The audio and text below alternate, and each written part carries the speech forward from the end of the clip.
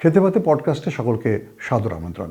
আমরা কয়েকদিন আগে একটি পডকাস্ট প্রচার করেছিলাম এবং সেখানে আমরা বলেছিলাম যে তাপ প্রবাহের সময় ফসলকে রক্ষা করা হবে কিভাবে। অনেকেই দাবি করেছেন ফসল রক্ষার সাথে সাথে কৃষককে রক্ষা করবেন কি করে, সে বিষয়েও কিছু কথা বলা উচিত। আজকে সেই বিষয়টি নিয়ে কথা বলছি। আসলে আমাদের দেশে আমরা জানি যে গ্রীষ্মকালে কখনো কখনো তাপ অনেক বেড়ে যায় এবং তাপ যখন বেড়ে যায় বজ্রপাতের আশঙ্কা দেখা যায়। অনেক সময় মেঘ আসে, বজ্রপাত দেখা যায়। অনেক সময় দেখা যায় যে এই সমস্ত কাজ করতে গিয়ে কৃষক ভাইরা তারা কিন্তু অনেক রকমের সংকটের মধ্যে পড়েন। অনেকের অসুখ বিসুখ হয়ে যায়, অনেকের কিন্তু পানি শূন্যতা সৃষ্টি হয়, অনেকের ক্ষেত্রে আবার মেঘ বাদলের সময় বজ্রপাতে মৃত্যুর ঘটনাও ঘটে। এবছরও কিন্তু আমরা দেখেছি কয়েকদিন আগেই একবার 12 জন, আরেকবার 14 জন, আরেকবার 16 জন এরকম বজ্রপাতে মৃত্যু হয়েছে একদিনেই। এরকম ঘটনা কিন্তু আমরা দেখি। আসলে আমাদের কৃষক ভাইদের উচিত তাদের নিজেদের জীবনটাকে রক্ষা করার ক্ষেত্রে একটু সচেতন হওয়া। আমরা মনে করতে পারি যে আমাদের কাজ আছে, কিন্তু কাজের চেয়ে জীবন তো অনেক বড়। আমাদের ফসল রক্ষার চেয়ে জীবন রক্ষা আরও অনেক বেশি গুরুত্বপূর্ণ। যখন তাপ বেশি হয়ে যাবে তখন আপনারা নিশ্চয়ই কাজ করবেন, তবে কাজের সময়টিকে একটু নির্ধারণ করুন। আপনারা সকালের দিকে কাজ করুন কিংবা বিকেলের দিকে কাজ করুন। চরম রৌদ্রের ভেতরে কখনোই কাজ করতে যাবেন না, কারণ সেটি কিন্তু আপনার যে কোনো রকমের সংকটের সৃষ্টি করতে পারে।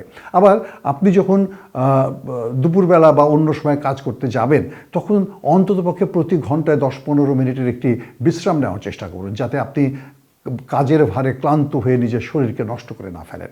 আপনি ঘন ঘন পানি খাওয়ার অভ্যাস করুন, যাতে পানিটা আপনার শরীরে পানি শূন্যতা দূর করার ক্ষেত্রে একটা অবস্থা দেয়। লেবুর পানি খেতে পারেন, শশা খেতে পারেন এবং এগুলো খেয়ে কিন্তু নিজের শরীরের প্রয়োজনটাকে আপনি মেটাতে পারেন।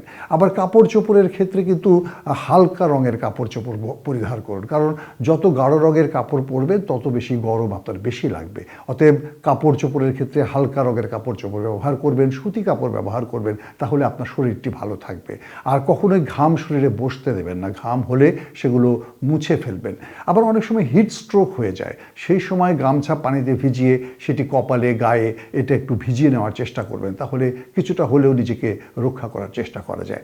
আবার যখন বজ্রপাত হবে, যখন নাকি বজ্রপাতের সম্ভাবনা থাকবে, তখন কাজ থেকে নিজেদেরকে দূরে রাখার চেষ্টা করুন। খোলা জায়গা থেকে নিজেদেরকে সরিয়ে আনুন, আপনারা একটু অন্য জায়গায় চলে যান।